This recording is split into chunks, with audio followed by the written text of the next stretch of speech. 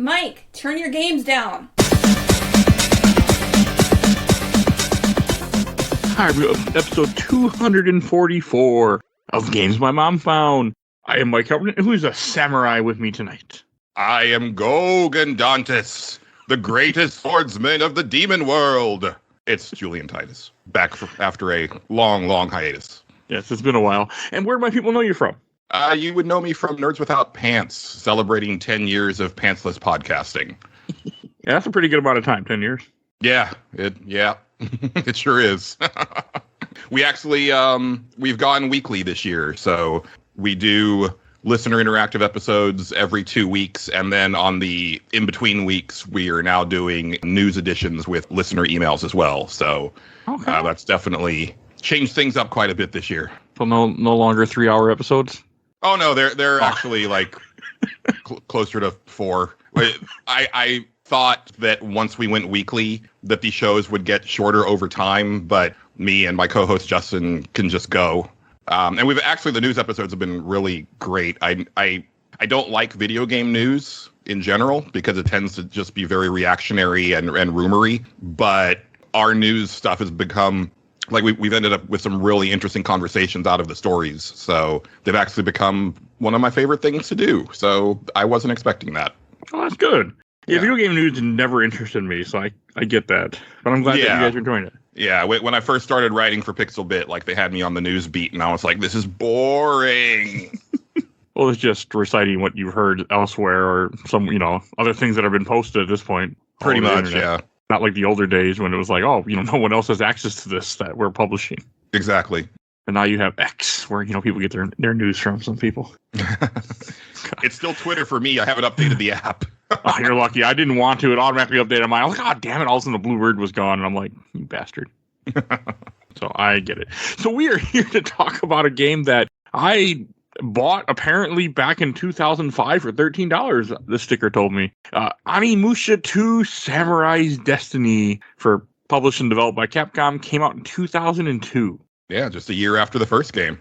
That is quick. Yeah, I was watching the video. Oh, they were saying that they developed it during the same time as the first one. Yeah, that's what I had seen. And I had also forgotten, I'm getting to that point where I know so much that I'm forgetting stuff. But I had forgotten that Onimusha had originally began development for the PS1.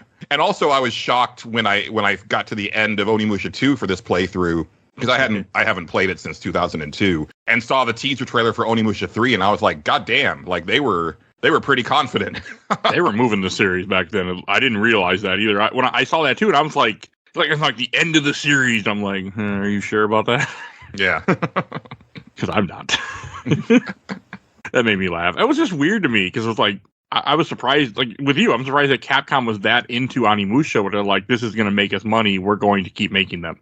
Yeah, and but at the same time, Capcom was moving from strength to strength, right? Like, I was thinking about this last night, like, starting with Resident Evil, it really kicks off this golden age for Capcom that I feel lasts well into, like, the 360 generation, where they were just releasing a vast and diverse amount of games, and definitely not all of them hit, but there was a lot of gold in there, and very, very Capcom.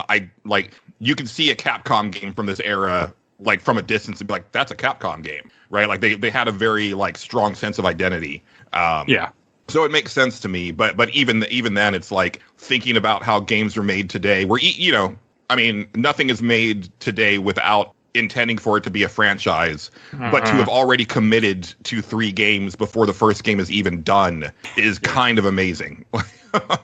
Well, this is different. I feel like games are probably cheaper too at this time than they are now. Absolutely. Where it's ridiculous how much they spend. Like, oh, this game only sold 1 million copies. It's a failed.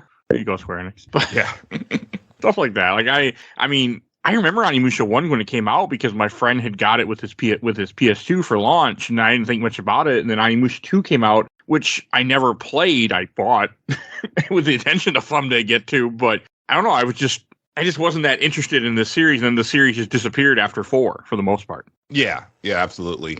4 is the only one that I haven't played. I even played the Onimusha Tactics for the GBA. Like, I really love this franchise. That game is amazing, by the way. Yeah, it is. It's great. I beat it, too.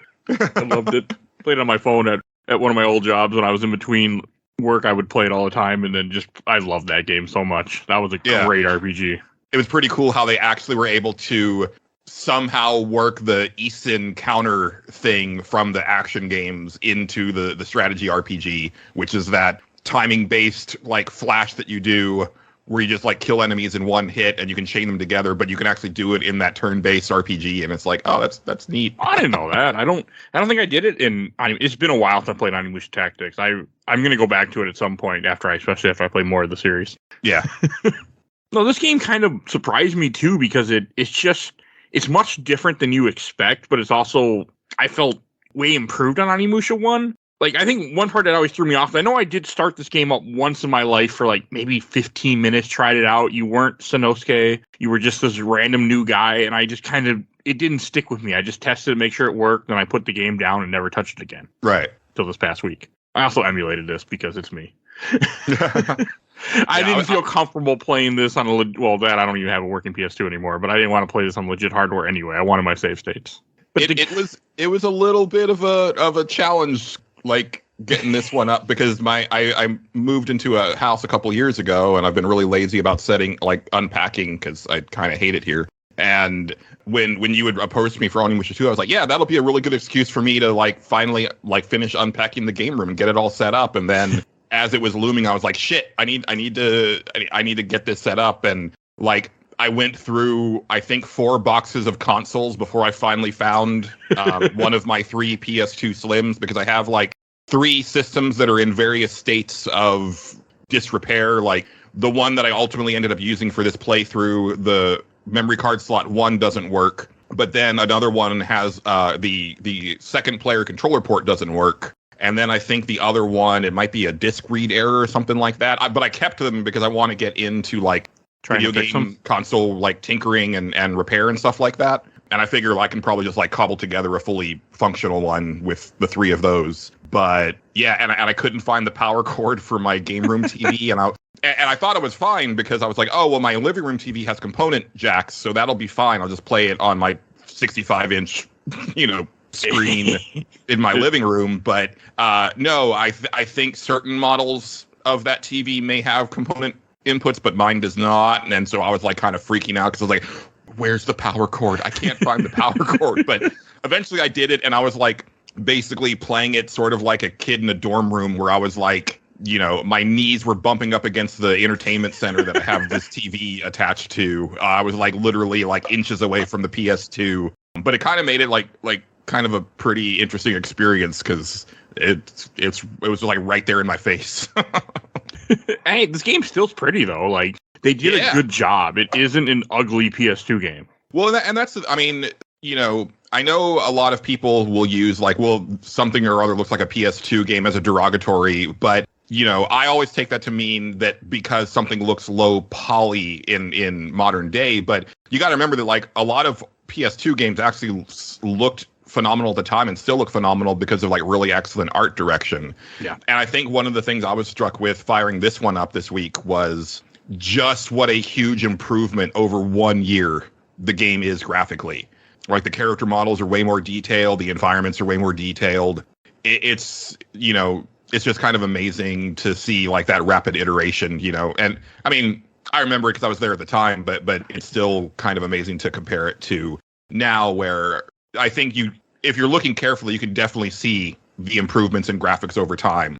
But it's not obviously the huge rapid iteration from year to year, simply because there's not as we don't have as much room to go anymore. Like we're getting so close to photorealistic graphics that once you get there, you can't go further than that, right? Like at that point, no, not until VR. You really just have to rely on really excellent like art design, which I've been saying for years. I hope that we get to photorealism and people play around with that for like 2 or 3 years, and they're like, okay, but what else can we do with this? And then get back to like just doing really wild experimental art styles. I'm with that though. Like I'm art direction PS2. I feel like a lot of PS2 games still probably look good. I mean, I think it's more the PS1 era where those polygons did not age well. Yeah, any for sure. art direction. I mean, I'm trying to go back and play a lot of PS2 games. I played a bunch at the time, and then I just kind of fell off, and I fell in love with the 360 era, and then I didn't really go back until more recently with this podcast. I've been trying to go back, and I mean, this game was really pretty. This game like improved on everything in the first game, and I was like surprised. Like early on, you find out there's gold that you get in this game. All of a sudden, I'm like, all right, cool, you added a currency. Yeah, currency. Which a little actually, thing.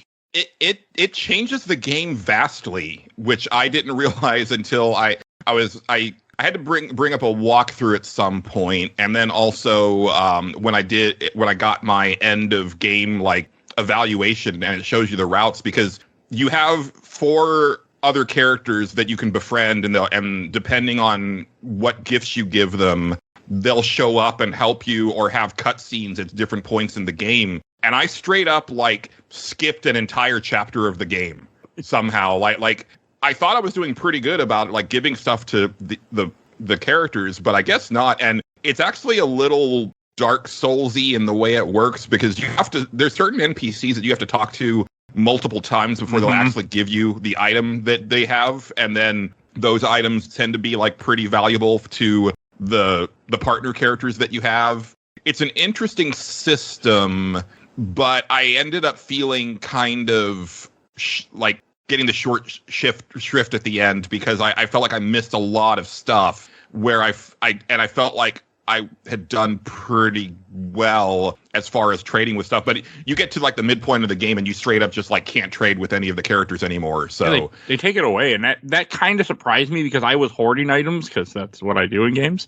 And all of a sudden I couldn't trade anymore. I'm like, oh damn it, because you don't see a couple people ever again. I mean, also, because I started trading early on, like, because I was reading a guide. I played this game guide by guide, and told me where all the random stuff was and what items were. And I gave some to people, but I was still hoarding items. Like, okay, near the end of the game, I'll give everybody everything. But to what I'm curious about, when you said that you missed a part, when you were in the forest, did you end up playing as a different character, or did you just go through the whole forest? No, and that part actually made me mad when I read the walkthrough, because I figured out the trick to getting through this forest that at first glance is endless, and I felt, but you were kind of penalized by that, because if you get lost, then you end up taking control of Kotaro, the young ninja, and he has a whole segment there, and he also can open up some of the boxes in that area that Jubei can't. So I was like, wait, so because I figured out the correct thing to do, I'm missing out on a whole bunch of items, and also I didn't get to play as this other character? That sucks. But only if you're high enough friendship with him. I didn't give him many items. I gave him a couple, because I just didn't really look into him yet. I ran through that forest it had to have been 20 some times, because the guy told me, get lost, and then you can play as Kotaro. So I'm doing that, nothing happened. And finally I just gave up and started killing the bug and got through the puzzle. But I don't think I gave him like maybe 3 items, and that was it, was just the equipment that I bought him. I didn't really, because I just hadn't gotten around to him yet. I didn't realize that this game halfway through was going to take you out of this town that you keep visiting and just you never go back. I didn't expect that. And the guy didn't warn me, other than make sure you buy all the items at the shop. It didn't say, yeah, you might want to gift people stuff now. Yeah, the game is super short, and it doesn't really have it's not like Onimusha 1, where you can basically explore the entire game, with the caveat of a couple areas that get destroyed where you can't go back. But here it's it keeps kind of just transporting you to different areas, and there is still that Resident Evil and Onimusha 1 style backtracking and puzzle solving and item collection, but it's done in smaller areas. And yeah, like I said, at the halfway point, you just don't go to that hub town anymore, which is where you can do all the trading and talking to the character. I missed. Me too. Yeah. It was a very odd choice. And it doesn't really warn you either. There isn't a text that says you are not coming back here. Yeah, the only clue you might have is that the shopkeeper says, well, I'm thinking about closing up shop soon. But I was thinking, okay, so next time I come to the town, he'll probably be gone. But then that'll be my last chance to kind of do stuff. And nope, that was actually the last chance. I was with you. I didn't I didn't think they would do that. I didn't think the game, because for the most part, up until that point, I mean, you go farther areas, but everything kind of loops back. You even go to the first castle from Onimusha 1, but everything loops back into this town. Yeah. And then all of a sudden they're like, no, we're done with that. You're going somewhere far away now. I was not expecting how much of the game was going to take place in the castle from the first game. Like I didn't remember that at all. I have like a pretty weird gamer brain thing where I remember video games way more than my actual life. I'm on that one. And the beginning of the game, I remember, like, even though I've only played it once, you know, I probably beat it the week it came out back in 2002. But the beginning of the game, I remember implicitly because I worked in retail at the time and we had demo systems. And so, of course, everybody wanted to come in and try Onimusha 2 when it came out. So, like, I have seen the beginning of that game, you know, tens of, dozens of times, if not hundreds. But then, like, very quickly after the intro, I was like, oh, I don't remember this at all. And when we got back to the Onimusha castle, I was like, I feel like I would have remembered this, but I sure didn't. And then it's like, yeah, most of the game actually takes place like in that original castle, which is also, it's kind of neat because I have played Onimusha 1 quite a few times, so it was really easy, like, navigating. At that point. I hadn't played Onimusha 1. I think it's been a year or two since we did it for the show, but a lot of my brain was still there. Like, I was able to, like, I know where I'm going. Yeah. Like, it was still there. Yeah. That was cool. It was just cool to revisit. I mean, it's also interesting that this game, it vaguely mentioned it takes place, 10 years after Onimusha 1? Oh, I didn't remember seeing a date. Or not. Well, I mean, they have a date, but I don't think I clued into, like, the time. It could have been the internet told me, but it's 10 years after the first game. Yeah. Yeah, it's an interesting sequel because it's clearly a sequel, right? Like, they reference the first game, but Samanosuke is nowhere to be seen. And the way that Jubei is able to, like, absorb demon souls is kind of, it's kind of funny because, Samanosuke got this really cool, like, gauntlet that transforms through as you level it up. And then, Jubei's like, you got a tattoo on your hand. Fine, don't worry about it. But at the same time, it's like they're very similar in structure, but narratively, other than the fact that, like, you're fighting Nobunaga and, like, Tokichiro is there, it's still... It feels very disconnected in a way. I don't know. It's very interesting to me. No, that's fair. I mean, I also, like, didn't realize the plot until I was reading online or watching the video, where the whole idea that Nobunaga is trying to kill people that could be a problem for him in the future. So that's why he sends his soldiers to kill Jubei's town and kill Jubei. The story of this one is bonkers, and that's so.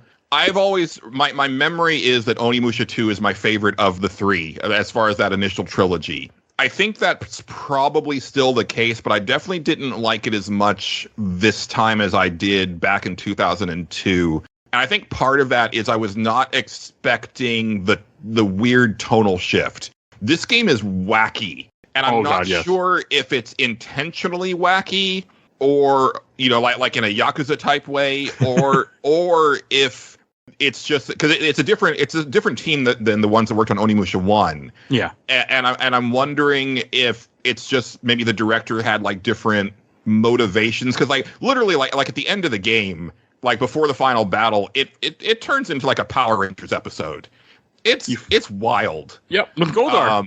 Well, that and even like the courage, faith, hope, strength, like, and doing, like, the hand motions and transforming into his, like, Sentai form. Like, it is and then you've got all these, like, weird contraptions that only exist to, like, get you out of a scene. It's like, well, here's a mechanical horse because we need to get you back to the town. And then now you're going to be on this, like, underwater dragonfly thing. I don't know. And there's, like, robots in it, and, like, it does some really strange stuff. I mean, because the first one, in my opinion, is a straight up horror game. Yeah, yeah. This one is still a horror game, even though some people would not agree with me, because I'm fighting demons. That makes you a horror game, and I'm in tank control. So there you go, 2 out of 2. Yeah, but it's a goofy game. Like, everything is goofy. The people you talk to are goofy. It's just a weird. It is very different. Yes. And that kind of threw me off a little bit. I enjoyed it. Like, I didn't mind the goofiness of it. I didn't mind, but I was like, this is a lot different than Onimusha 1.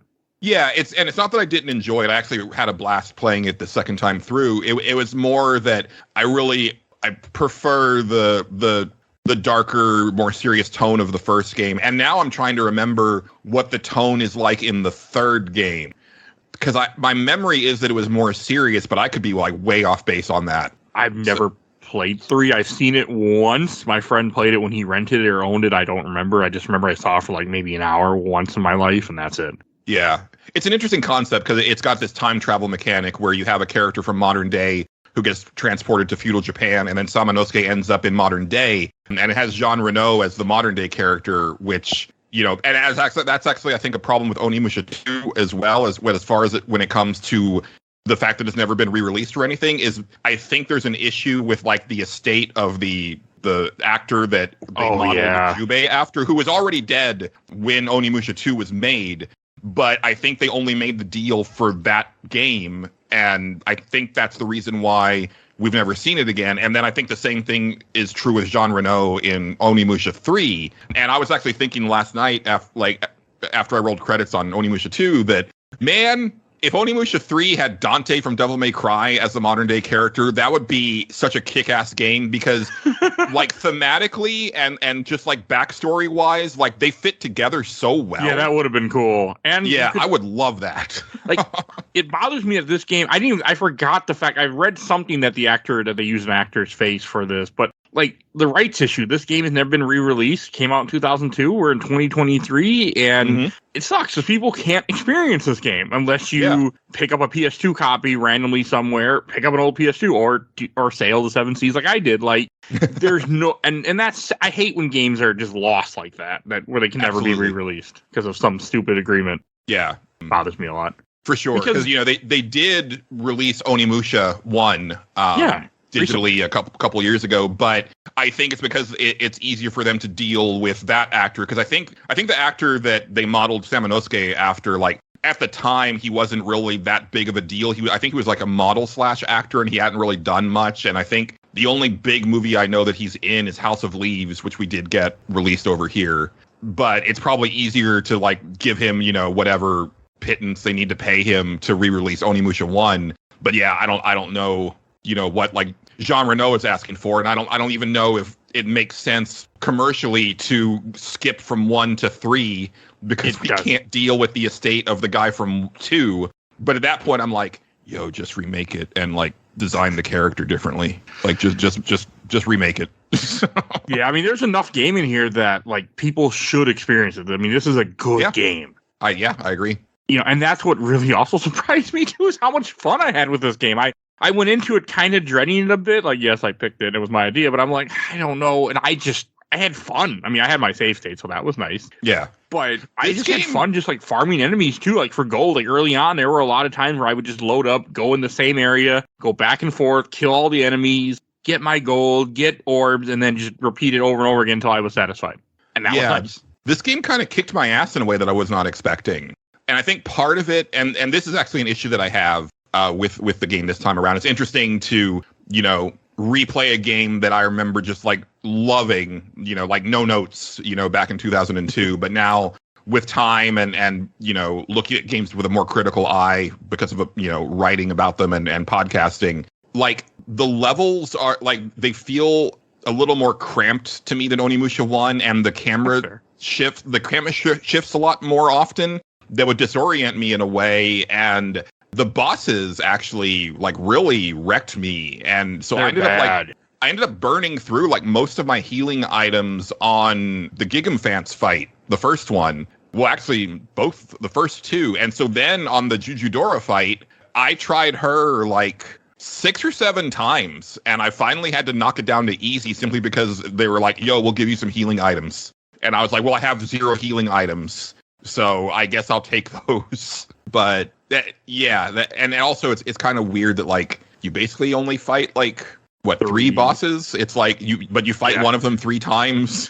You fight 2 of them 3 times. Yeah, that's true. Well, I don't really count the Gogen Dantis, like the first 2 fights as a boss fight because you're literally not able to beat him. No, but you have to hit him enough to get him to get the scene to move forward. Where I tried to hide and dodge, because the guide said you can't beat him, so just, you know, kill off the clock. And I realized that if you just run around, the fight doesn't end. You have to hit him enough times to get it to go. Yeah, that makes sense. And I didn't know that, and I wasted so many healing items on that fight. Because, again, I'm playing with save states, so I was hoarding all my healing items and not really using them in regular stuff. But in the boss fights, I would, in between I would use save states, but I would try to play a little bit normal. So I'm like, okay, I'll use a couple items. I mean, that's fair. I mean, you gave me items, I'll use some. But those fights were ridiculous. And what the hell is the first guy's name you just said? Gigamthance. I didn't like him either. You fight him 3 times, and all 3 times were annoying as hell. Yeah, especially with the Oh god, the second when he's running back and through the woods, like that was ridiculous. Yeah, I had help at least. I had allies show up.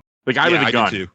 So I don't know if I didn't. I was watching I was listening to a speed run. If you don't give gifts to Ikai, or if you give the wrong gifts, you have to fight him at one point in this game. I did have to fight him at one point, and I was fucking pissed because I had given him good gifts. I gave him booze. I gave him a love potion, which he seemed really into. They all are.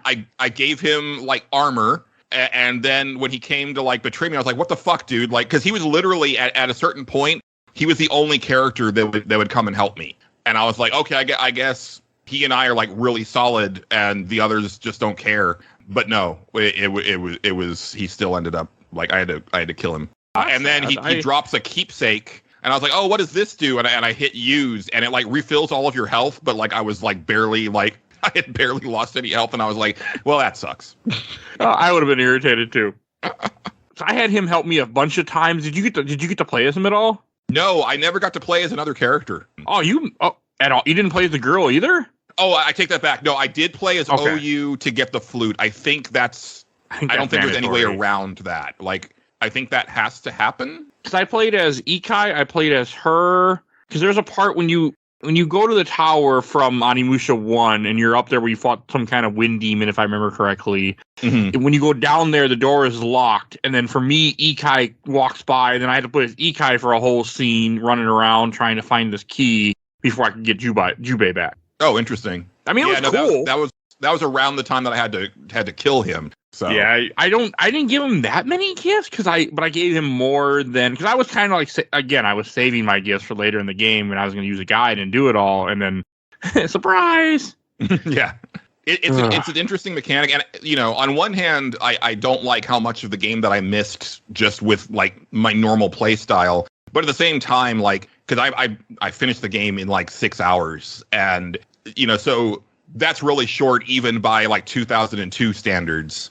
But, you can easily like quadruple that, like trying to see all of the stuff in the game. So, it's got far more replay value than the other Capcom survival horror games of the time, which I also would replay the shit out of. So, this game is meant to be replayed. Absolutely. And it's just that at this point in my life, working in retail, I just didn't do that because my discount was so good. And so what I would do is a new game would come out on Tuesday and I would buy it and then usually finish it within the week or 2 weeks and then trade that game in for the next new game that came out on a Tuesday and just rinse and repeat for 8 years. And I get that. So in that time frame, like I probably played as many games, if not more, than your average, like, video game critic, working in magazines or online. But it also meant that like I rarely replayed anything. I don't replay games any in general either, just because like once I beat it, I move on. That's always been my way though, because that's been my like I said, like ever since I was old enough, once I had a job. Long. But like recently, I say recently, in the last like 10 years, that's kind of shifted. Like, I've played through like Mass Effect 1 like 10 times now, and I'm on my 3rd Elden Ring playthrough. Like I literally finished my 2nd Elden Ring playthrough like 2 weeks ago, and I'm on my 3rd one. And like Diablo 3, like I can't even tell you how many times I've played through that game. Like there's certain games that have become sort of like comfort food to me, where either if I'm between games or like I'm just kind of in like a down state and I just want to zone out to something, I'll just like pick up like one of those games and then go through them again. I can't do that anymore. Like one podcast, but even before the podcast, like I used to buy so many games in general because I fell in love with like when I got a job and I realized you could buy games for $10 if you just wait a couple of years. Mm-hmm. That's what became my thing, and I would just go to GameStop and have such a giant collection from just buying stuff for $10, and then I found out what Steam is. So even before then, I was like, no, there's too many games to play. Like I can't play the same thing over again. I mean, I have certain games I go back to. Like, I mean, every couple of years I'll play like Chrono Trigger again. I'll play other stuff that I liked. I'll find an excuse to replay it. Like I played Binary Domain 3 times at this point. Yeah. But it's over a course of years. I don't like to go back to a game for at least a year. Yeah, and I'm typically that way as well. Like, because they're and don't get me wrong, Mike. Like, as I'm playing this third Elden Ring playthrough, in the back of my head, I'm like, dude, you need to finish Resident Evil 4 remake and Forspoken, because like this for Game of the Year when we come back from our hiatus at the beginning of next year. We want to do it like the classic Giant Bomb style, where we actually debate and create like a curated list of 10 and rank them. And I'm like, well, I need to play more of the 2023 releases to completion or close to, so that I can talk about them more. But then at the same time, like I'm really addicted to Elden Ring right now. So like, I don't know. Game does look cool. I haven't played it. I haven't touched the Souls games since before this show, but I miss it. Yeah. I'm just scared too. So.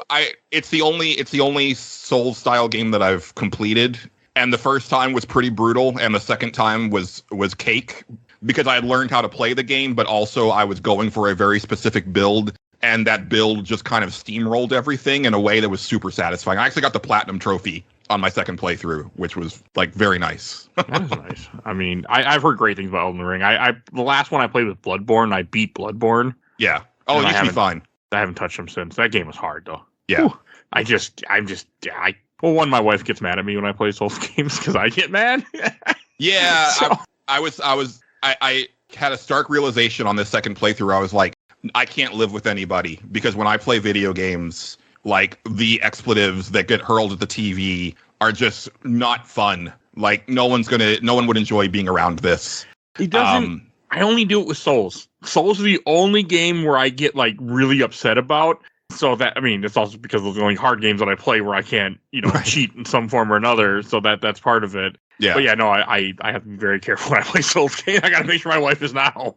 And to bring it back around to Onimusha, like as I was playing Onimusha 2 this week, I was thinking, man, if Capcom wanted their, to get into that Soulsborne style market, Onimusha is right here. Like it would fit so well into that type of gameplay. Because especially with like the going back to the hub town, and I was like, if this was the hub where I'm always returning after a level, and there's these weird NPCs that I'm talking to and interacting with, and then I go out into some hard ass, Japanese like feudal, era demons and warriors and stuff like that I'm fighting with a deeper combat system, but I also have these cool weapons and magic abilities and stuff like that. That would be so cool. And they could do it. And I'm kind of surprised that they haven't. I am too. Like, I mean, it's such a big, Souls are such a popular thing, yet they didn't do this at all. Yeah.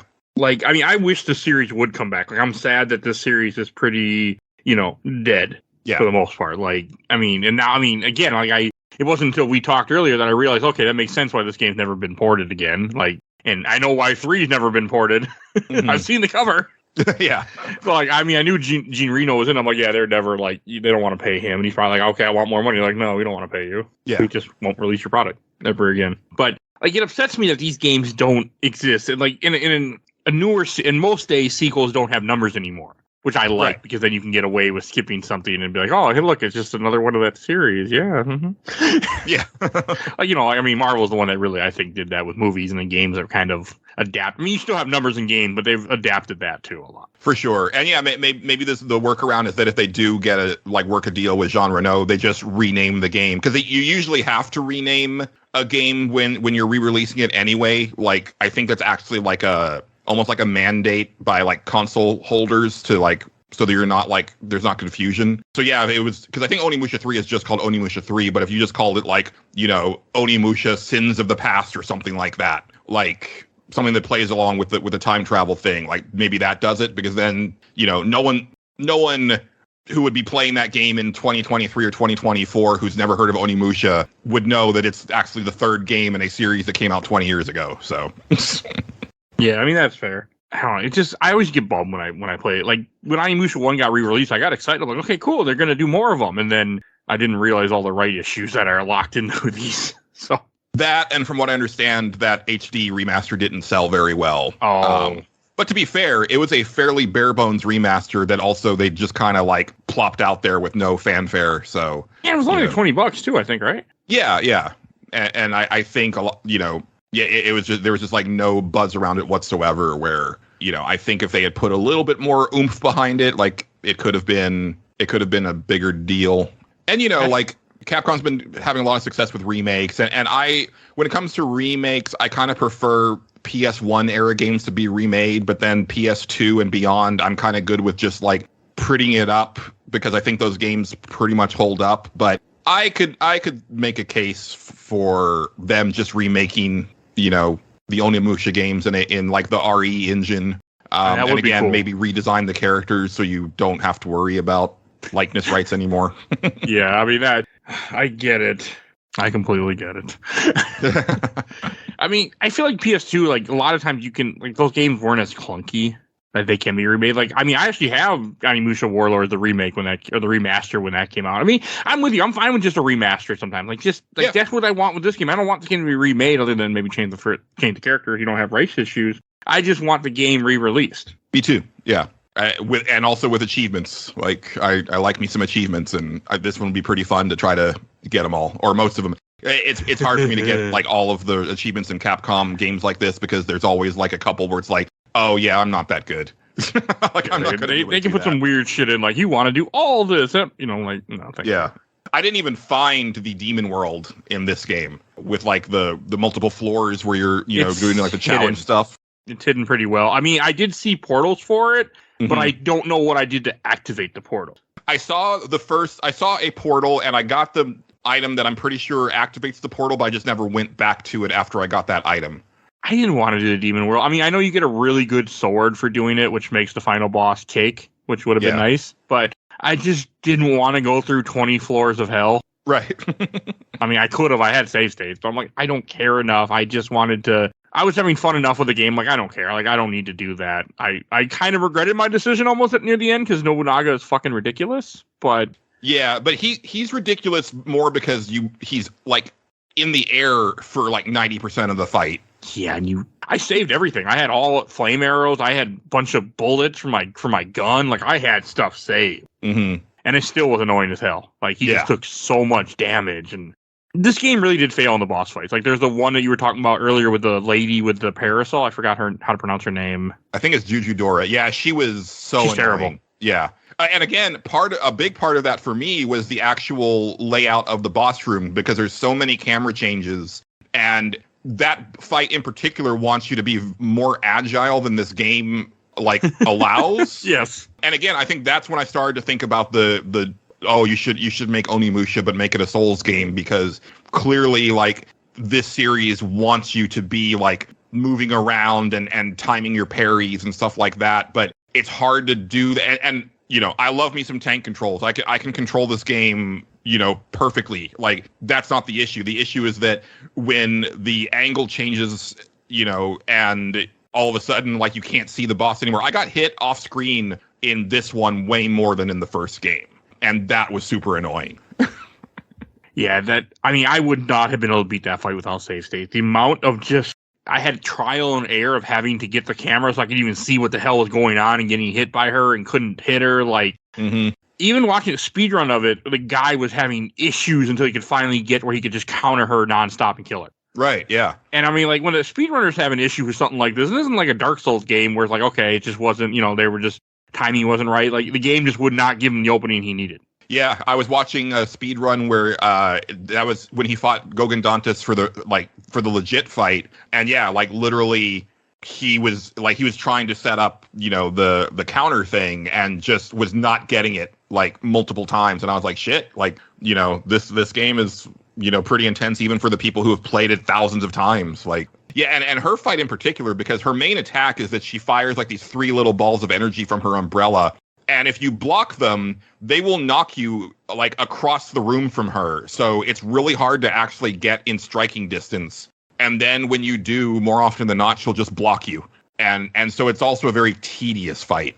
And being knocked back all the time just makes the fight ridiculous. Mm-hmm. You can't get close to her. Like I had to just reload and keep reloading save states so I could just line up right to even just hit her. And I had the other guy help me with the gun, and he wasn't very much help because he couldn't hit her either. Yeah. It's a super annoying fight. And I don't know. I did not like any of the bosses in the game. I enjoyed the majority of this game. Like, I was having a blast just playing this game, but the boss fights were just horrendously annoying. Yeah, I don't think I enjoyed any of them in this game. Where I think most of the boss fights in Onimusha 1. I don't particularly like that, like, flying insect lady, simply because, these games are not great when you're having to fight something that's in the air. No. But even that one, because there's plenty of, fodder enemies around to kill and get your magic back. So basically you just, the solution there is, spam your whirlwind magic with the air blade. But that's the other thing that I noticed with the boss fights in this game is that they weren't really dropping, souls, as you would attack them. So, I would use all of my magic and then be dry for, the rest of the fight because I wasn't getting any of it back, where the structure in Onimusha 1 is very, ebb and flow, where, you bust out, your big moves, but then as you continue to attack, you'll get some magic back here and there so you can pop off, more, a few more of them here and there. You didn't get enough of it. And yeah. Boss fights, and when I used all my magic, and I went through all 4 of my weapons that you get throughout the game, and then the boss is still alive, and I'm out of magic. Yeah. That irritated me a little bit, because I'm like, okay, I saved up everything I have. I'm hitting you with this many attacks. You should be dead. Yeah. But the game wants you to do the ice and stuff. Yeah, yeah. And I could not, I mean, I did it every so often, by accident, but I could not pull it off reliably. I couldn't pull off the basic attack right as their attack is about to hit you version very often, but I got better at the more parry style where you do a tap block right as they attack. You don't hold block, you tap it, sort of like a parry, and then hit the button right after. And then those enemies from the first game, they're kind of they have a club and they do that rolling attack. I got really good at taking those guys out with the counter. I didn't understand Ishin as well either, that it's supposed to be right when they're about to hit you that you do it. Yeah. And I don't think I wait long enough because I don't like to. I get it. Yeah. I'm like, I don't like you getting this close to me with your sword open. I just want to slash you now. I usually don't. I like the concept of parry mechanics, but I usually don't like the execution of them because they want such split-second timing. But it's so fucking cool in the Onimusha games when you get to do it. Just the quick animation, the flash on the screen, the fact that it's a one-hit kill for anything other than a boss, it's so satisfying. It looked cool, when I was watching it. I was like, this is damn cool. I mean, when I get it off by accident, I felt I felt powerful. I just couldn't do it reliably. Yeah. I also appreciate this game brought back the 3 weapons from the first game, and then it adds one new one, a hammer, which I never used. Oh, dude. I'm normally not a heavy weapons guy, but maybe it's because that's what I used on that second Elden Ring run. That hammer is busted. It just annihilates everything in that game. The magic attack will pretty much just kill anything outright, especially once you're maxed level. And then just usually it's 2 swings for most of the enemies and they're dead. It's really cool. I don't know. I just didn't like it. I like fast weapons. I used the spear was my go-to in this game.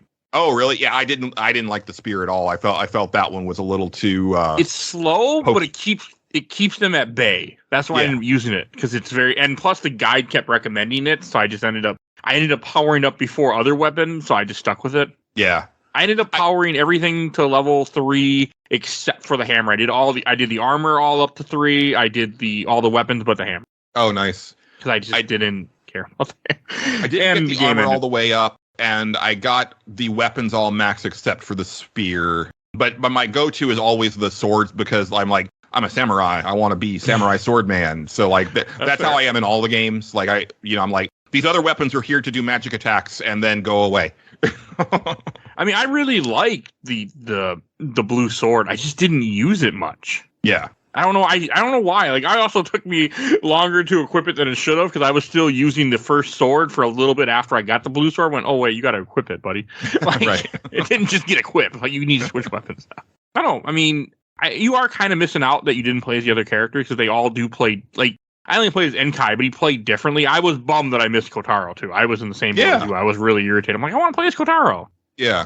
Now the Oni section was actually pretty difficult because the issue with like the other characters that aren't blessed by the Oni powers is that like they're way weaker. But she actually had some pretty cool like moves that she could do. Like it was more fun to play as her than it was to play as Kaede in yes. Onimusha 1. So did you buy everything at the shop each time? I bought as much as I could. I didn't do a lot of gold farming, so like I would buy what I could until I ran out of money, and then distribute the gifts. He gives you an item after each time you sell him out. Oh. Okay. And one of the items, which I didn't realize it, but you get it the third time you do it, or at least the third part right before the game takes you away. It's called the Green Pendant, where if you stand still, you refill your health. Oh, that's what I did after that. I stopped caring about health. Right. I would do battles, kill. Okay, I'll just go stand. Now, once everybody's dead, I'll just stand in the room, put the controller down, and do something else for a minute while I refill my health. Right. and I was perfectly fine. I'm like, okay, this game is great. Right. And you get different ones. You get one where you can see secret item chests throughout the game. You get another one where you can see like hidden orbs. I didn't use the hidden orb one. And then there's another necklace, which I completely missed because where you can kill every enemy in one hit, but it costs you health.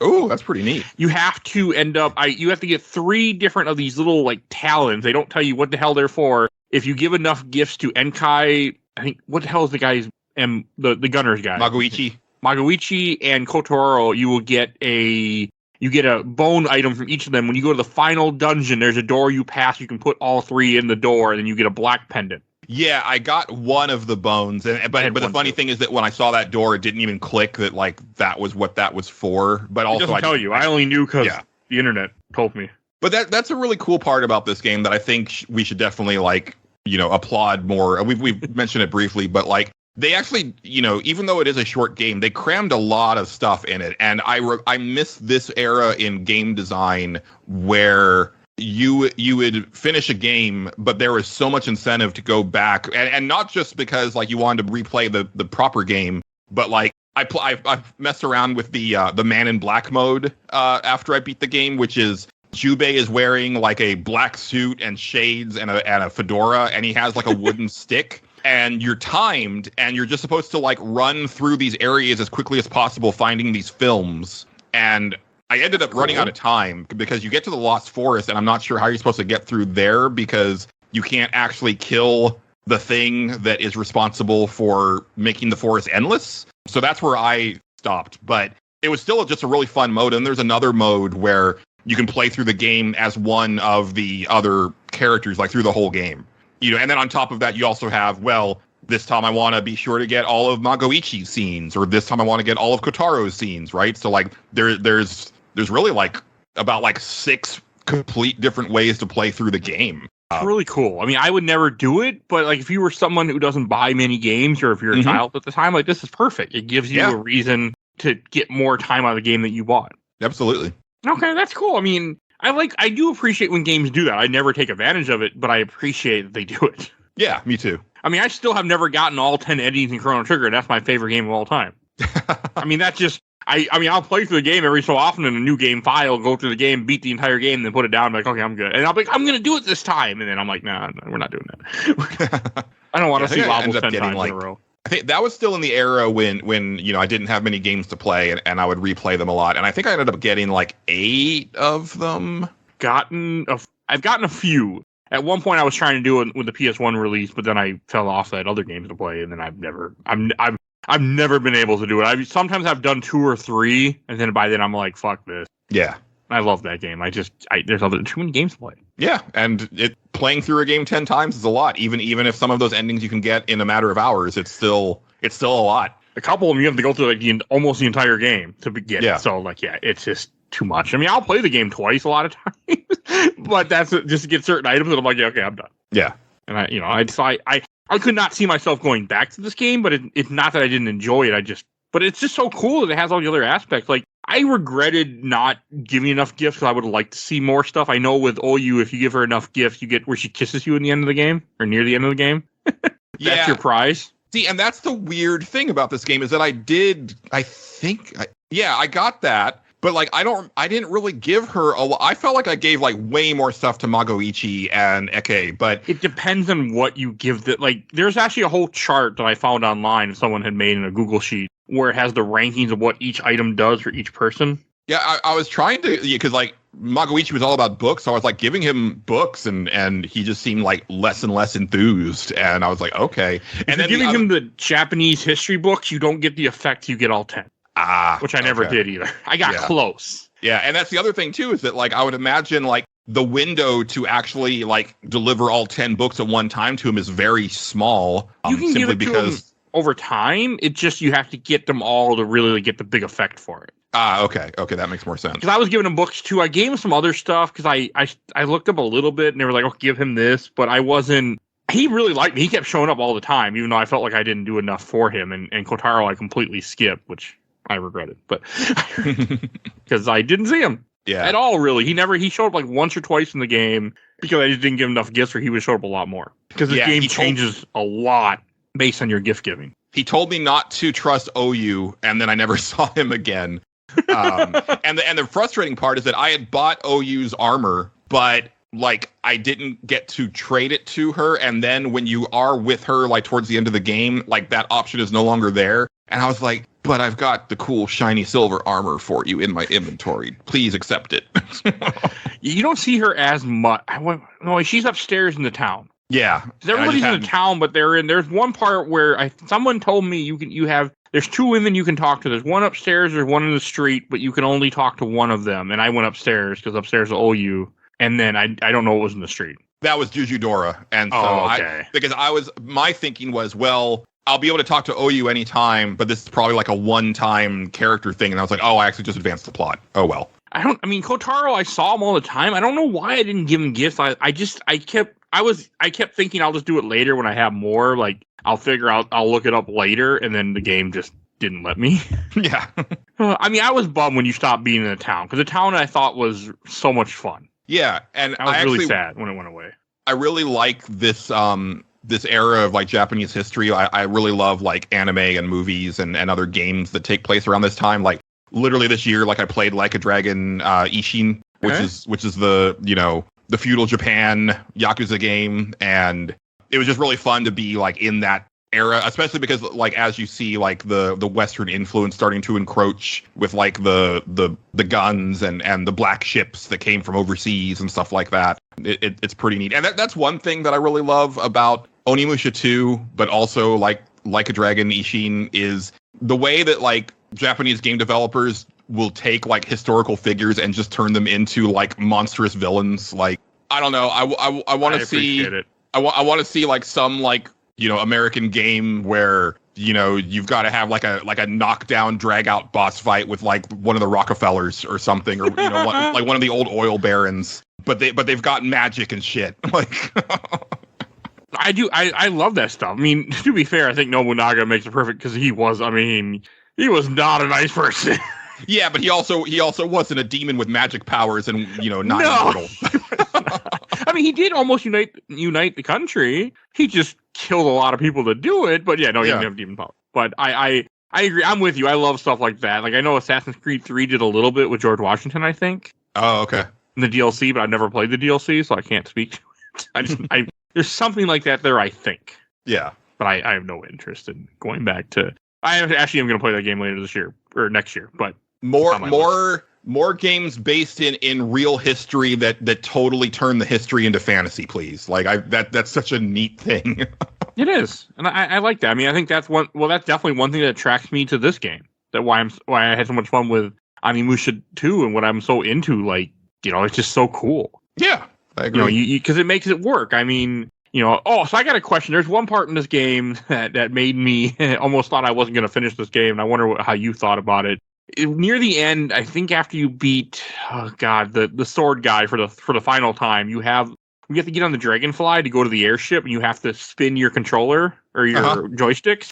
So I was using a fake 360 controller to do originally, and I could not do it no matter what I did. So then I said, okay, fuck it. I grabbed my fake PS4 controller, plugged that in instead of my PC, and then I was able to do it. Interesting. So there's I didn't realize it, but there's a difference there's a difference with those controllers, the way that spins. Yeah. Well, and that's the thing, so I will say, Mike, like my opinion on emulation has softened since the last time we spoke, mainly because of like the basic destruction of the used video game market, where it's almost impossible to be able to buy games affordably anymore, but also, like my basic thing now is like, if you're playing a game for like historical purposes, fine. If you're playing a game because you feel like you're entitled to play the game without paying for it, especially if it's like a newer game, fuck off.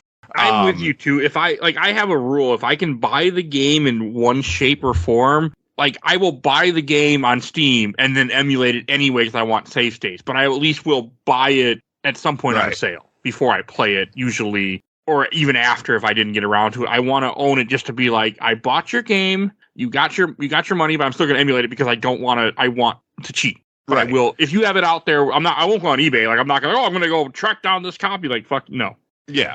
Because there's no point. Nobody's making money for that. But I will say, and this I have not changed on, and I felt this way for years, is that you always lose something when you move away from the original format. And that even like holds true when games get re-released, right? Like, I remember the first time realizing this was when they released the Mega Man Anniversary Collection for PS2, and like I couldn't like get through like areas in Mega Man 2 that I had done hundreds of times in the past, but it's because like there was just something slightly off about that Anniversary Collection. Emulation, because that was essentially emulation, it does change things. Like, like, for example, when I was doing that puzzle, and that puzzle took me over 20 minutes, even until I switched controllers, and then I was able to do it, like, how much different it was if you're playing this in legit hard, when you're playing a game on the way it was designed. Yeah, and there's also, like, a move, because I forgot this feature even exists on the DualShock 2, but you have a move where you can charge your weapons, but you have to hold down the R1 button, because it's pressure sensitive. So you have to hold it all the way down in order to charge your weapon. And I was thinking, man, can you even do this if you're playing like, emulated with a different controller? On both my fake controllers without issue. Oh, okay. That's interesting. So it didn't affect it on here with emulation. The only thing that affected was just the spinning. I couldn't do it fast enough with a 360 controller for what it wanted. Yeah, that's so interesting. I thought for sure, I'm like, okay, I'm done, because I am not going to pull out a PS2, put this game in, and play through it all. Like, no, I'm just going to watch a YouTube video of the rest of the game and be done. It was also such a weird thing to throw in there because nothing else in the game is like that. And it's terrible. I mean, it's long. I mean, it barely gives you enough time to do it, and it takes a while. Like, I thought, okay, I got to get like halfway. You got to get it all the way up before it opens up. And with the fake controller, I could never get past 75% with a 360 controller. And I was like really doing it. And I'm even like, if I screwed up, I would just reload that part so it never happened. So I did it without having her go, you did it, we got to go back. Like, it never happened. I still couldn't get it. But with the fake PS controller, I was able to screw up, fix it, and still finish it. Wow. And that was a difference. And again, I bought this controller like a year ago to play Metal Gear Solid 4 because I was going to try to emulate it. And I was like, great, I have this sitting around here. I finally made use of it. Because normally I just use a 360 USB controller and I'm happy. Like, that's good enough for me. But not for this game. But no, let's go back. Like, you do lose a lot with emulate. You can lose a lot with emulation. I will never emulate. Like, I have the ability to emulate Switch. I will not, because it's a system that's currently going now. Like DS and 3DS that are dead, I got no problem whatsoever. Right, because they're dead. Like, I recently bought a flash cart for DS, which has, the 520 games thing, where I just loaded my own DS games on it, so I could finally play like Castlevania Dawn of Sorrow. I played Kingdom Hearts 358 by 2 days. Games that I wanted to play, but I was like, I don't want to pay, this exorbitant amount of money for the DS copy back when I was looking for it. And the only problem was you can't put your DS in sleep. Like, I couldn't put my DS in sleep mode because if you did, it just crashed. Oh, interesting. But other than that, I'm like, I'm playing the game. Like, I played 358 by 2 days completely on legit hardware, and that felt great. Yeah. Good game, by the way. I don't know if you're into Kingdom Hearts or not, but I loved the first game. I played like halfway through the second game, but I remembered putting it down because I was like, this is just the first game again. But lately I've been thinking about like actually trying to play the whole series because I have it on PS4. I have that collection. It's good. Like, I've been doing it for this podcast. I got a couple people with me who love the series and been able to kind of explain to me what's going on. Yeah. And it's been a great time going through the game. And there are no spin-offs, by the way. All the games are part of the story. Yeah, and that's the daunting part, but also, and the other part is that I fucking hate Tetsuya Nomura. I hate his designs. I hate his storytelling. I hate what I call the Nomura-isms, and so that's a really hard mountain to climb. I get that. Then you're gonna have issue, but no, I've been loving the series. We just finished 358. We're about to play Birth by Sleep later this year. Then we got Recoded, and we're going through everything. We're doing the movies that they have. Like, we're doing everything there is, because there's a mobile game that never came here that is story that they have in a movie now. You can watch on YouTube. We're gonna watch that and talk about, like, we're doing everything. Nice. And it's a fun series. Yeah, but it's very complicated. But to go back, what my point was, like, I was able to experience that game because of emulation. I just looked up Onimusha 2. It's not very expensive. You can buy a copy on eBay for like $10. Yeah, I actually looked up 3 and Dawn of Dreams yesterday because I was like, well, if Mike wants to keep going, I don't own those two, and I've never played Dawn of Dreams, but they're still really affordable. Onimusha 3 is you can get for like $15, and then Dawn of Dreams, which I expected to be the expensive one, you can get a good condition copy for about $30. That's not bad. Yeah. I mean, I'll probably do 3, to be fair, probably next year. Because for Spooktober, I'll probably just keep going down the series, one a game at a time a year. Sure. Because it's the kind of game where I don't want to, a year is a nice bracket. Yeah, okay, I'm ready to play another one now. You don't want to binge this series. No, I don't. I try not to binge a lot of series on this pod. Kingdom Hearts I'm binging just because, I'm so into it that I'm like, okay, we're going to do 3 of these. Or 2 of these in a season of which is 20 weeks for me, the way I do my show. And I'm like, I just want to get it done. And I want to move on to other stuff. I'm going to play the Xenosaga games once I finish Kingdom Hearts. Nice. I never played Xenosaga 1, 2, or 3, even though I bought Xenosaga 1 the day it came out and played it for 4 hours and got very upset and never touched it again. So I own them all and I haven't played any of them. But I know the used market's gotten terrible for games, hasn't it then? It has. It's funny because I had actually been planning on moving to Colorado Springs with moving in with some friends and opening a video game store there before the pandemic hit. And then the pandemic hit, and I was like, well, there goes that dream down the toilet. So I ended up using the money that I would have used to open that store to buy my house, because I was like, well, I guess I'm not getting out of here. But also the other real big drawback of the pandemic is that it made the used market just go insane. And I don't think it's ever going back. Like, the prices are just out of pocket. Like, just that's ridiculous. What I've heard. And there's also, but then it ended up being a blessing in disguise, because I realized, as far as the used market goes, PS4 and beyond, you really can't do much in the used market with those machines. It's so difficult to even be able to test a PlayStation 4 to see if it works, because of all of the sign-in shit and firmware updates and all of that. And you can't just pop in a game to see if it works, because you need to install the game for however long that takes. Yeah. And now we're getting to the point this year where this is the year, and it sucks because I love collecting video games, but it's been since the PS4 that they've slowly been taking the fun out of physical game collecting. But a lot of big games this year are not being released on disc because they literally don't fit. And the publishers don't want to put them on multiple discs like they used to do in the PS1 and PS2 era. They have to, and that's going to cut into their profit. Exactly. Yeah. So Baldur's Gate 3, digital only. Alan Wake 2, digital only. Oh. Like a Dragon, the Man Who Erased His Name, digital only. And then I ended up purchasing Street Fighter 6 and Armored Core 6 digitally. Well, Street Fighter 6 because I was like, I want to keep going back to this, and I'm super lazy, and I don't want to have to change discs out. And then Armored Core, I was just like, I don't want to go to the store. And so now it's I'm probably just going to buy Final Fantasy games on disc because I collect Final Fantasy games. But I think this is the beginning of the end for Julian's physical game collecting, other than old stuff. I met my wife 7-8 years ago now. And I told her, I said, no, I'm always going to be a physical game collector. I'm not going digital. And then when I got my nice laptop a few years ago and I got into Steam, I don't buy physical anymore at all, really. Once in a I mainly only buy Steam games. So every so often I'll pick up something for physical. But I've kind of I made peace with it. Also, I moved and I went, I hate this. So that didn't help the situation. Yeah.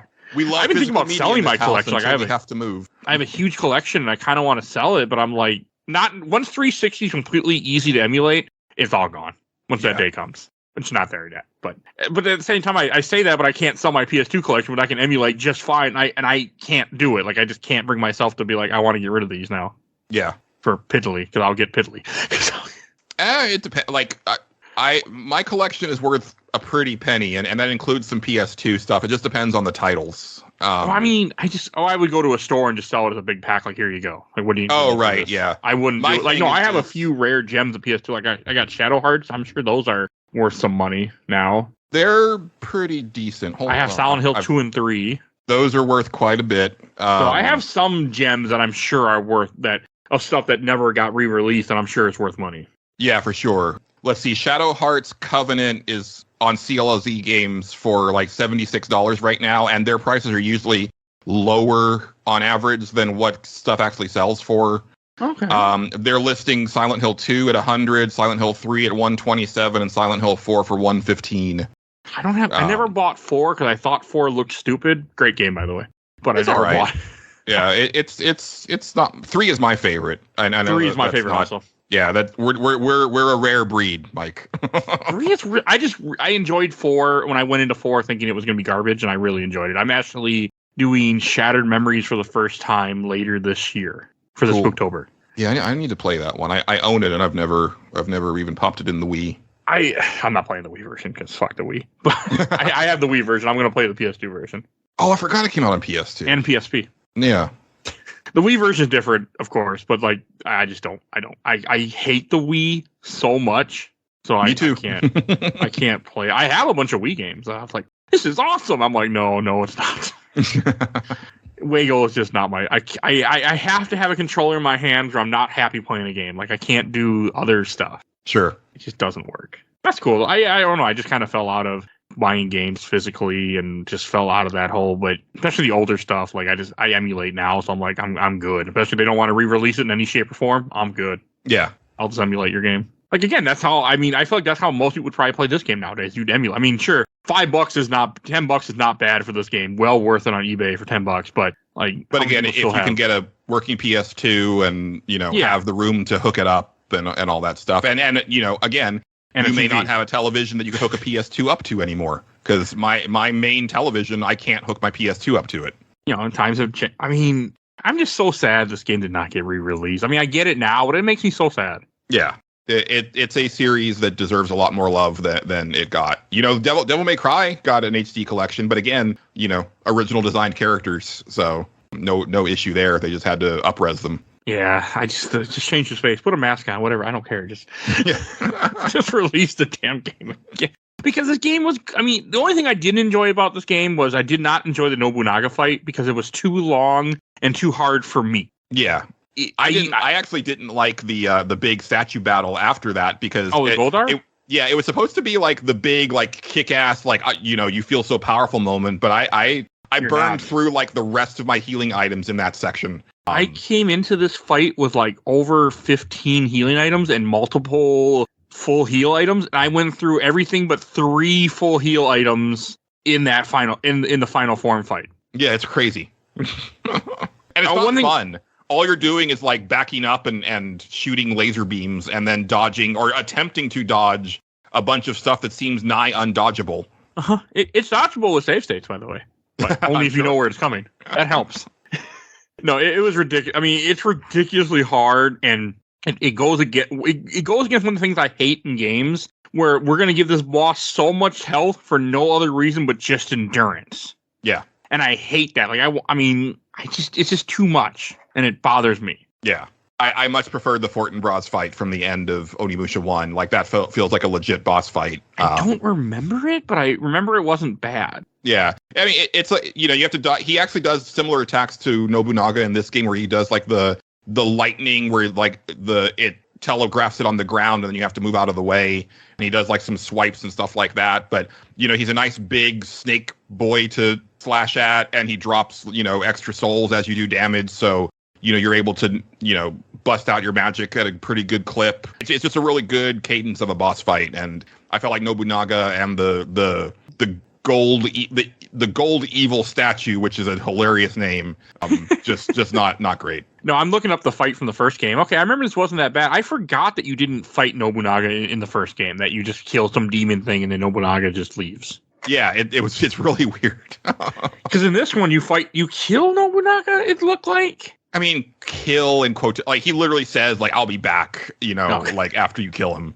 It's, that's the fun part when you're dealing with like demons in hell and stuff. It's like, you can bring back whatever you want, whenever you want, It was just too long of a fight. Like you said, he's in the air constantly. And then the gold fight where you finally turn into, like, you really turn into an Onimusha. Mm-hmm. I mean, it's cool because you find out earlier that your mother is an Onimusha and that you're part demon and stuff.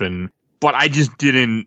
It's stupid. It's a stupid fight. You're right. I mean, you're just backing up, shooting laser beams, and you're just trying to destroy like 5 different orbs on him, and it takes a while. Yeah, and it's really annoying. The controls are different. I did not like it. Yeah.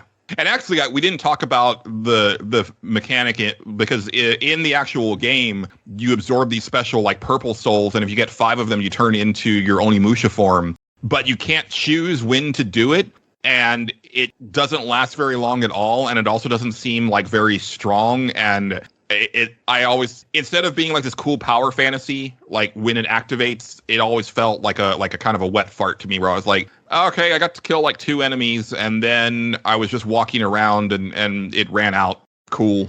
I wish it was more like a choice button trigger thing that you could do when you had full, purple souls, and because they do that in like the God of War games, like the PS2 ones, where you get your Spartan Rage and you can activate it once you have enough meter, but you choose when to activate it. Yeah, it would have been nicer, because I mean, I would get every so often too, and I was in the same boat with you. Like, I would save it and not grab the last orb, and then it was like, okay, this didn't do a whole lot. Yeah. It was almost never that useful. So, and I did not like anything with the Oni demon stuff. It just wasn't, it was annoying to me. Yeah. And it's a bummer, too, because at the end of Onimusha 1, Samanosuke transforms into Onimusha form, but it's only for the ending cutscene, and he looks so badass doing it. He does. And it's like, oh, I want to do that. And then in Onimusha 2, you get to do that, but it sucks. That's what Onimusha Tactics is for, where you can turn into an Oni demon, and it's cool. Yeah. I keep thinking about that game, and it's been a few years. It's going to be on the show at one point now, especially now that I've probably found someone that would replay it with me. So I didn't want to do it like my first Onimusha game, like as tactics. I'm like, no, I got to get the few other ones in the can first. Yeah, you got to at least do the first 3 before you start branching into the other, like the 2 like offshoot games. And then I actually would be interested in doing Dawn of Dreams simply because I've never played it, and I know it's like a huge departure from the other 3. It looks cool. I've seen trailers of it. I've seen reviews of it. It looks really cool, and I definitely want to play it someday. Yeah, me too. I mean, that's one reason what I do with this podcast is try to get me to play games that have been on my list forever that I just avoided. I'm like, this will make me play them. Right. I think I put about 10 hours in Onimusha 2 before I finished it. What my game time was. Yeah. Think so, not too long. I mean, long enough for me as an adult who plays a lot of games, but maybe not. Kid wouldn't be upset. Yeah, maybe. But again, there's so much other stuff to do in it. So and if you were a kid or like a teenager and that was like the game that you got for your birthday or Christmas or whatever, plenty of reason to go back to it and actually have new stuff to see before you finally like have done it all. And by the time you've done it all, like you've probably put a good 30-ish hours into it, which that was actually a really long game for that era. The games are too long these days, Mike. I don't play many new games, so I can't speak a whole lot to that. But yeah, I do. I know I see what you're talking about. Yeah, I put 115 hours, I think, into Octopath Traveler 2 this year. Ooh. My second playthrough of Elden Ring was 80 hours. Ooh.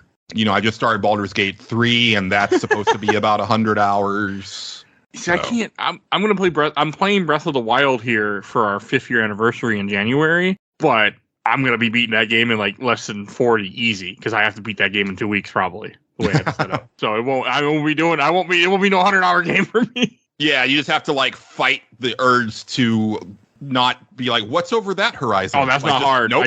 I just played Immortals Phoenix Rising like last week for this podcast, and I mainlined it pretty quickly. Yeah. I can easily push away and like, nope, I just get what I need and I'm done.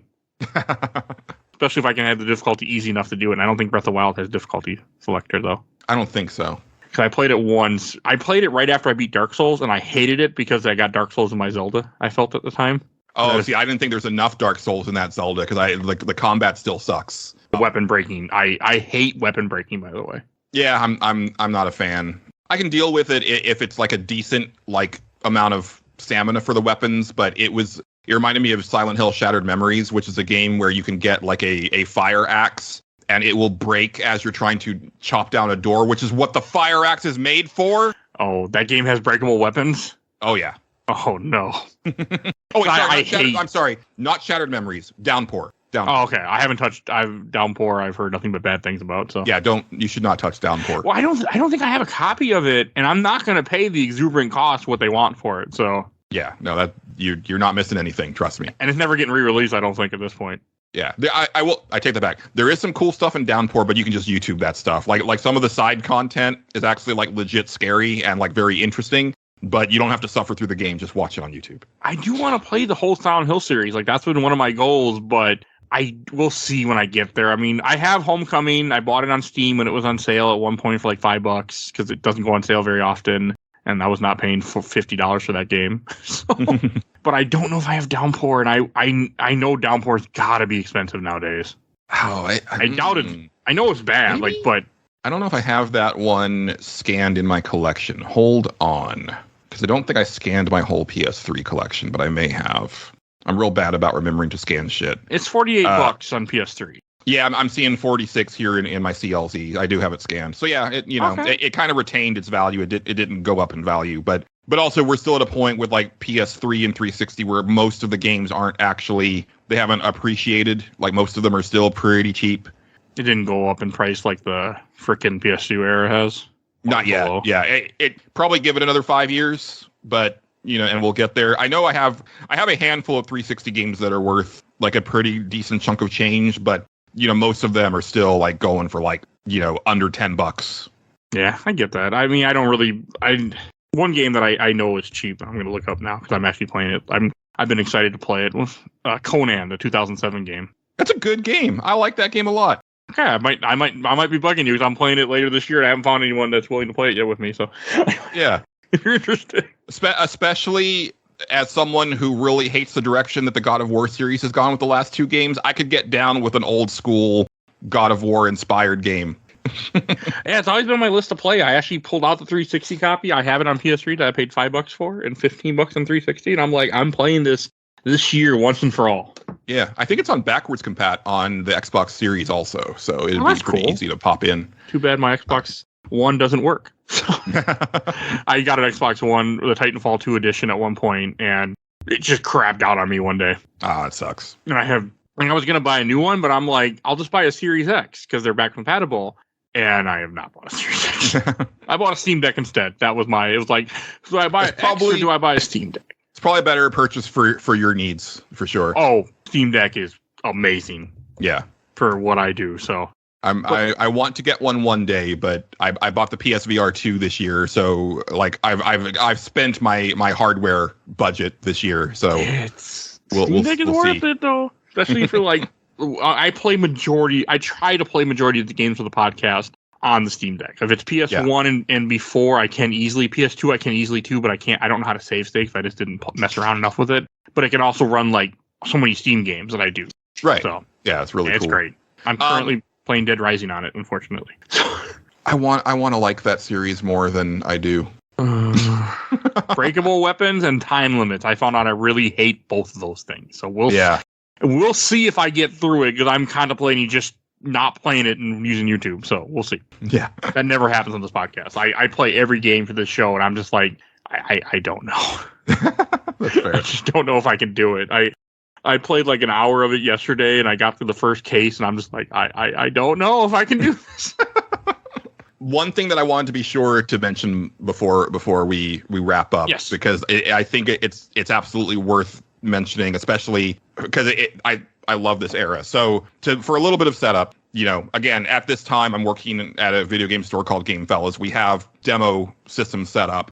And so one of my favorite things to do in the morning would be to put in, a game on the GameCube, PS2, and Xbox that we would let run until somebody wanted to pay to try something else. And I would always pick games that had really fun attract modes because I loved them. And the attract mode for Onimusha 2 is fucking awesome. It's just like this really cool music video. Well, it's not a really music video. It's a cut of like a bunch of scenes from the game in a really like flamboyant editing fashion. But the song is Russian Roulette by Hote. And you may be asking yourself, I don't know who that is. I don't care. But what if I told you that he is the one who did the song Battle Without Honor or Humanity from Kill Bill, which is the infamous Crazy 88 intro scene song. The down. Okay, I don't. I said it was weird because to me it's very cool, but it's weird for what the game is. It doesn't look like this would be for a horror game. Yeah, well, and I think Onimusha 2, is kind of like Resident Evil 2 in the sense that it's definitely, stepping a pretty far back from the horror roots to go in a different direction. Because even the actual like CG intro, like once you start the game, is pretty, it's very different artistically. Like when they introduce the characters, they all look like they're in this like diorama scene for each of them. Like it almost feels like some sort of play.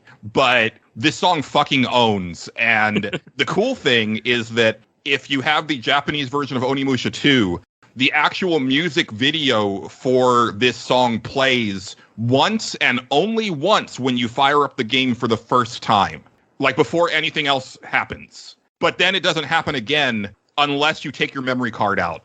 Like if the game detects that you have played it, then you will not see that music video again, and you can't select it from the menu. Like it just disappears. Weird. But if you have like a blank memory card, or you take your memory card out that has your save data, and the game doesn't know that you haven't seen it before, then you get to see it again. And listeners, just go look up the music video for Russian Roulette. Thank me later. It's a really cool song. That dude's really awesome. And then you'll want to watch Kill Bill again because that song also fucking owns. Like it's so cool. But I have such a fondness for this generation of attract modes. Like I remember when Eco came out on PS3 and I fired it up for the first time and I started to cry because I remembered when I used to put Eco for the PS2 into the system in the morning just because I wanted to hear the really pretty Eco music. And it just like transported me, back in time, like literally, like I could see the store perfectly in my head. And so anytime that I'm going to play like a game from this era, I always let it sit because I want to see what it's going to do. Because the games don't really have attract modes anymore because, there's not really a need for it. Like you're not really going to do, these games aren't really being displayed anywhere in a store or anything like that. So why take the time and budget to produce something like this? But man, when they did them, they were fucking cool. And the last thing that I do want to mention that we brought up earlier is like I was so surprised when I saw the ending of this game. It said it said Onimusha 3 coming soon. I'm like, what the fuck? Yeah, I was stunned. I could not believe it. But it's also cool because like it answers the burning question of like, why isn't Samanosuke in this game? Because at the end of Onimusha 1, they say he was never seen again. But even so, it's like, okay, but you did mention him at the beginning of this game, and you go back to the castle that he fought in. So why isn't he here? And then you see him briefly at the end. And yeah, it'll be fun to talk about Onimusha 3 because I remember at the time the intro CG was like the most incredible thing that had ever been done in a video game, and people were just like blown away. And they even did. I think they even released like a making of the CG intro because they motion captured horses for it. Right? It was pretty intense. That's not something you see very often. Yeah. No, we did Onimusha 1 2 years ago. It was in 2021. I felt like it had been a while. Yeah. Wow. That has been a while. I thought it was last year, but I must have. Took me a bit to get back to this. Yeah. I think I'll do 3 next year just because I kind of want to play more. Because now I'm more into it. I mean, 1 I enjoyed, but 1 was also a trip down memory lane where this was a brand new experience and it grabbed me more than I expected. Yeah. And my memory of Onimusha 3 could be vastly different from what it actually is because I can't remember like what the actual tone was. Like if it goes wackier or if it comes back to like a more grounded state. I do dimly remember that like the Onimusha transformation for Samanosuke is more fun in 3, but don't quote me on that. And the genre node stuff is actually pretty neat because he has like a chain whip sword like Ivy from Soul Calibur. Oh yeah, I saw Onimusha 3 back when it came out. My friend had somehow had it. I think he rented it, and I remember watching it, and it looked really cool. And I watched trailers. I've been trying to be careful, but I've been watching I'm at least comfortable watching trailers for a game because I won't spoil anything really. It's a trailer. Yeah. And yeah, he does have some kind of change on it. It looks cool. Yeah. I'm excited to try 3 because the time travel thing also has me really interested. I didn't realize that they switch places essentially, right? Is that what it is? Yeah, I think they each start in their respective time periods fighting, demons, but then at some point they switch. And I don't remember if there's a way to I think they stay in their swapped time frames, but you go to certain save points basically where then you can switch characters if memory serves. And I think I don't think there's any puzzle solving that involves going from the past to the future and vice versa. But I think there are parts where you have to switch between the characters for various reasons. But I think you can do it. It's not like a chapter thing where now you're playing Jean Renault and now you're playing Samanosuke. I want to say that you can switch at certain save point type things. That's my memory of it anyway. Okay, I'm looking forward to it. And one thing I almost forgot to say that kind of important, not really, but Oyu, the girl that joined you, find out is Nobunaga's sister. Yeah. We've really haven't talked about the story because the story is really nothing to write home about. It's literally just a device to get you to from cool set piece to cool set piece. It's just a revenge story. It's all of Nobunaga destroyed Jubei's town, so now he's going to kill Nobunaga. That's all it is. Jubei is a very boring character. He's very of the age. Even the voice actor for the dub is he's just doing the gruff, I don't care voice that everybody did in this time frame. It's really annoying. Yeah, I also didn't like how I realized midway through the game they stopped giving you gold once it's no longer important. I'm like, oh man. Yeah, that was when I really clued into, I'm not gonna be going back there, am I? No. It's I haven't gotten gold in forever. They're always dropping, and all of a sudden they're not dropping anymore. I'm like, oh no. Yeah. But oddly enough, they still drop items that you can trade to the other characters, but you never have a chance to trade them. I had so many unique mushrooms by the end of the game, and it's I can't do anything with these. I didn't know those were tradable. I thought maybe they were edible, but I never messed with them. I looked. No, they actually are under the gifts tab. I don't know why you would give those to people, but you can do things to make people hate you, so they try to kill you. So there's that too. Oh yeah, so maybe if you're trying to get a specific outcome, they have the items there to make sure that you poison the well with a character. Yeah, that makes sense. I don't know if they have a good effect or bad effect. I didn't look it up. I just didn't care at that time. Yeah. Because I was just trying to make everybody like me, and then I'm like, oh well, now I can't. We're done. So, and I still have a ton of items to give people, but no people to give it to. Yeah, I was very upset. Oh right, I do actually have a few comments and memories to read that people actually had. I was able to find people to comment, which I was not expecting. So I'll start with that. We'll go to questions, comments, and memories. First, from the I Watched the Entire Orbula Super Replay group, from William Izari. I think I might like Onimusha better than RE.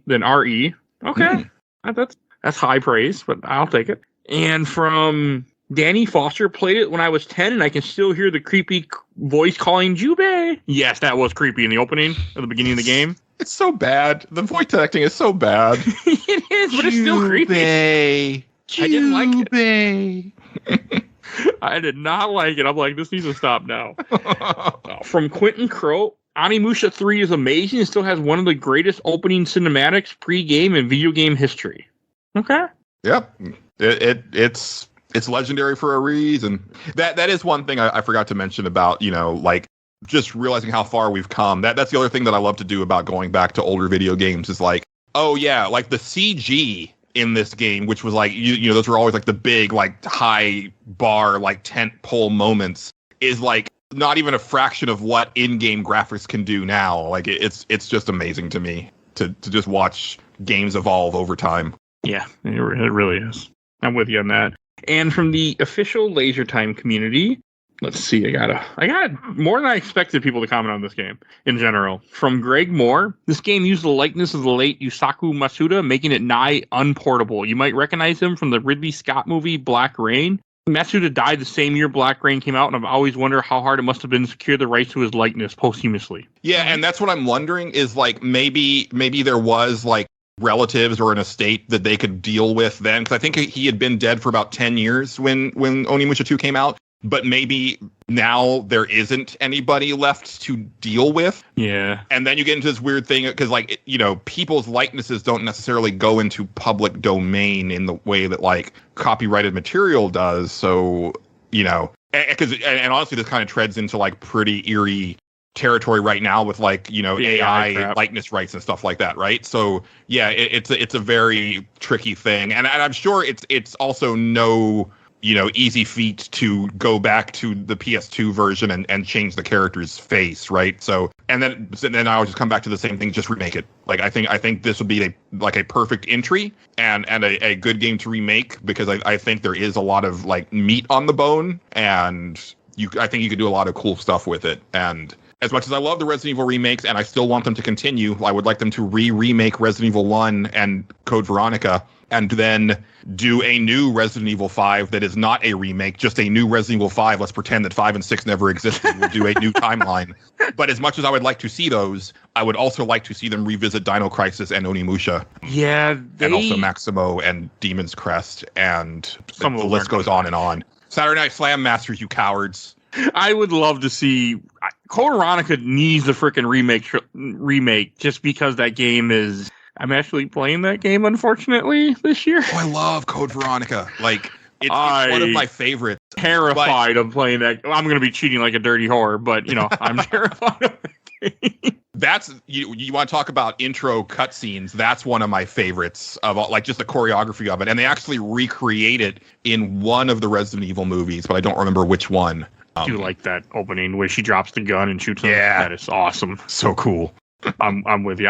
I played it before on PS2 at one point, and I was like, I'm going to beat this game legit. And I got to, like, the house area, and I was out of ammo, and I had screwed up, and that was the end of that. Yeah, there's a couple pretty easy fail states that you can get to where you just run out of ammo, and you're kind of locked in a scenario where you're just kind of shit out of luck. And that sucks, don't get me wrong. And that's why I would like to see a remake, because I think the story is interesting, and I love the Ashfords. Like, I think their insanity fits so well with the Spencer Estate stuff that it really works. And the remakes have been doing a good job of, like, actually making a pretty unified, like, story that actually connects the dots together. So I want to see them revisit Code Veronica. But same. I also, Code Veronica really should be Resident Evil 3, but that is Resident Evil 3. I know why it's not, but that is.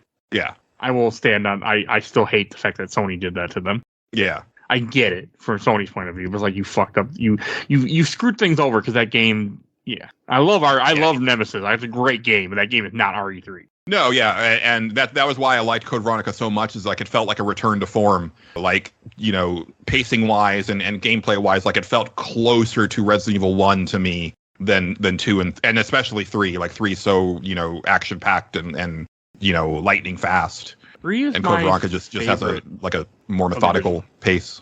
But yeah, no, I don't like that. I like the more actiony.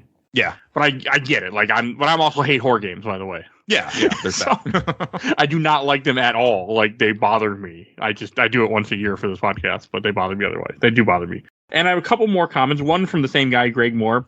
The other remarkable thing about the Onimusha series, in my opinion, is that they barely even introduced the extremely cool icing system, which is where you attack just an enemy's attacking to instantly kill them. You can chain them together to take out a room full of enemies in a single string. This should have been billed as a key feature, but is left buried for you to discover or miss completely. Yeah, it's I cracked open the instruction manual just to make sure that I hadn't missed any gameplay stuff, which, man, I miss instruction manuals. That was always my favorite part of buying a new game, was like taking it home, unwrapping it, reading through the manual, and then popping it in.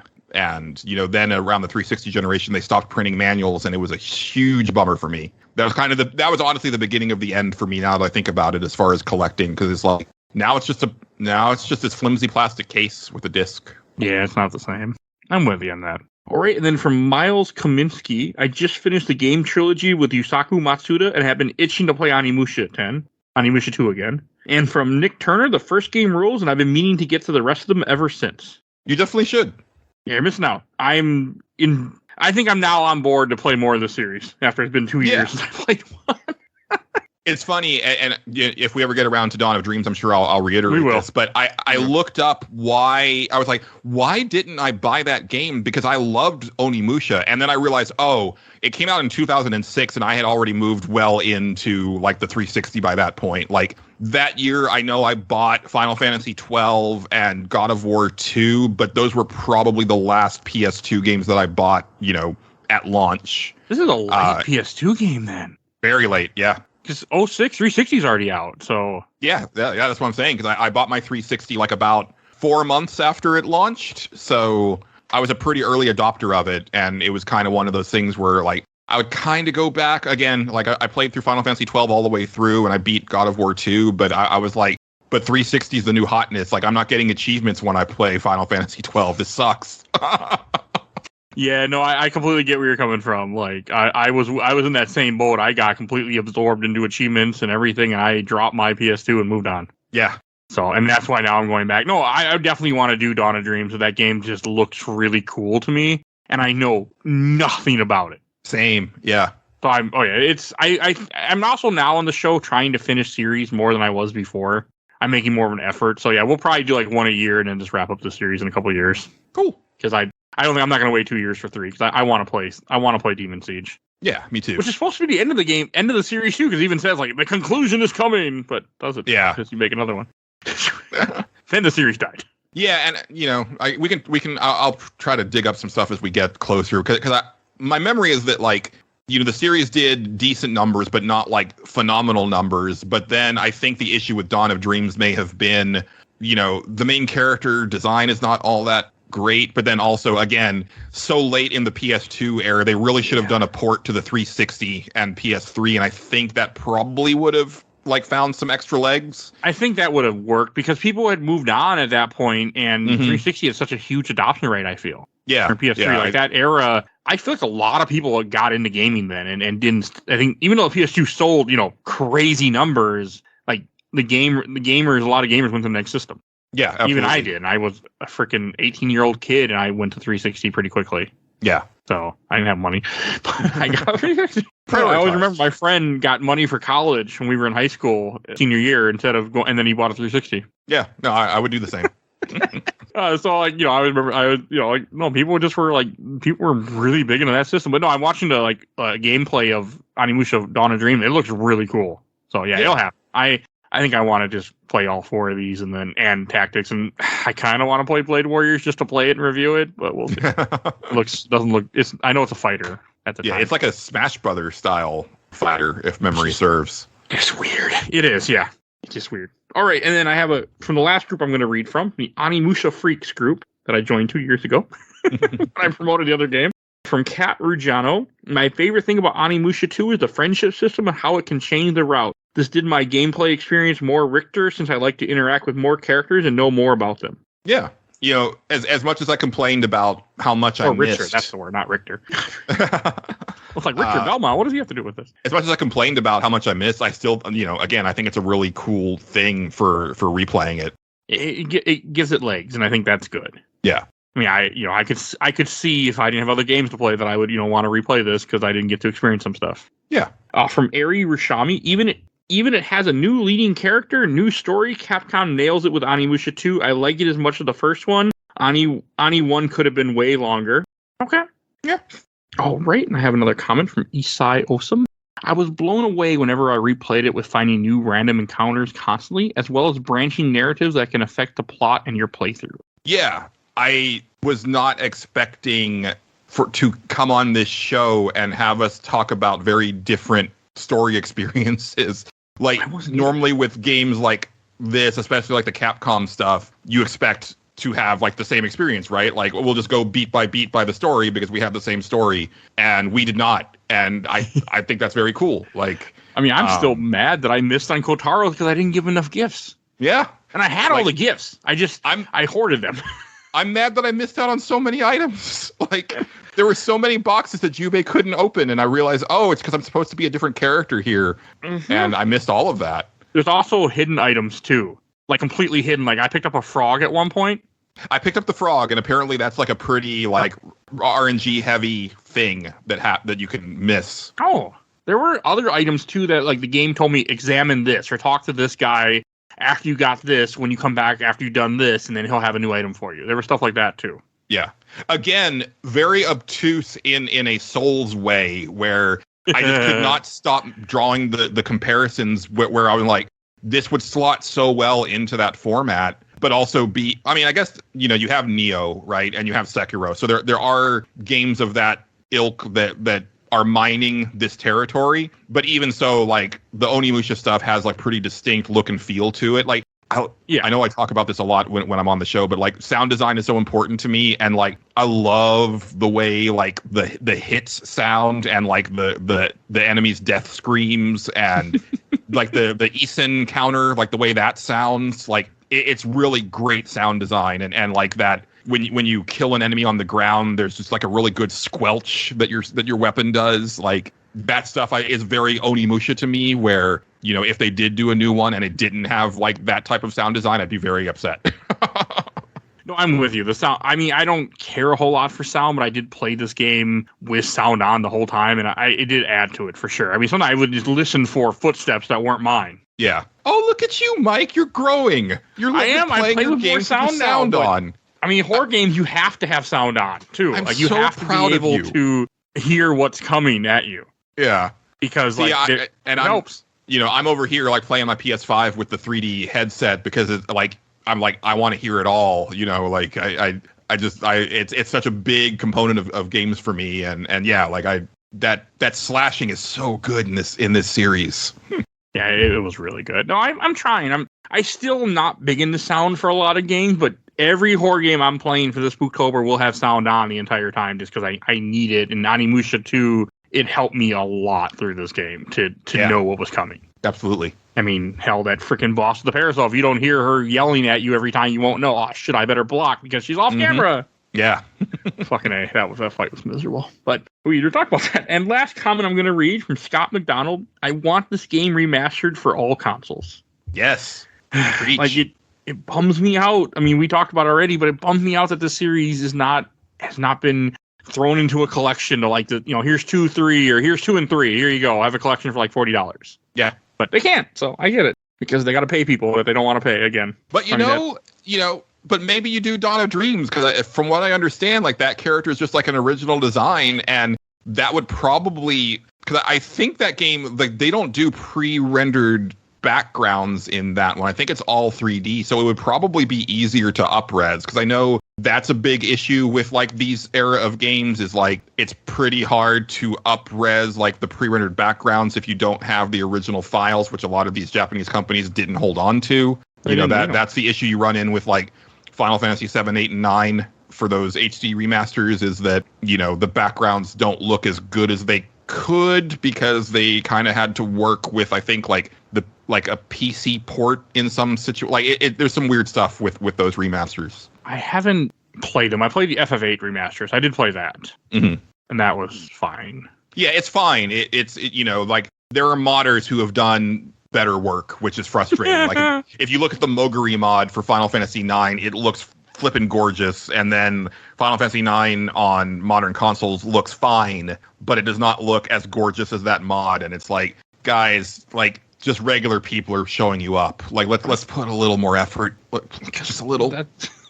A project passion versus we're only going to pay you so much to do this. Get it done now. Yep. I mean, that's really what it is. If you don't get it done in time, we'll fire you and get someone else to do it. Yeah. So, yeah, that doesn't help it. Oh, right. And before we go on to Shelf Stacker Box, I have a code I want to give away for Steam for Anomaly 2, which is a tower defense game, I think. I don't know. But free code. So, and the code is GRNTR93A83TBY7. I think that's an I. So, pretty sure that's an I. If I doesn't work, try 1, but I'm pretty sure it's an I. All right. There's your Steam code for Anomaly 2, which I have never played, but I have it. So, you get a free Steam code. All right, let's go to Shelf Stacker Box. And a shelf being something you really like, stack being something that you like but not as much, and then box being something you disliked. And I'll go first. I'm going to put this in the stack. I had a great time with this game. Sure, there were some parts that really irritated me, but overall, since I beat it, it's been a week. I've been sitting on it, thinking about it. I really liked it. I have good things to say about this game. So it's going on the shelf, and I am now excited for more. Yeah.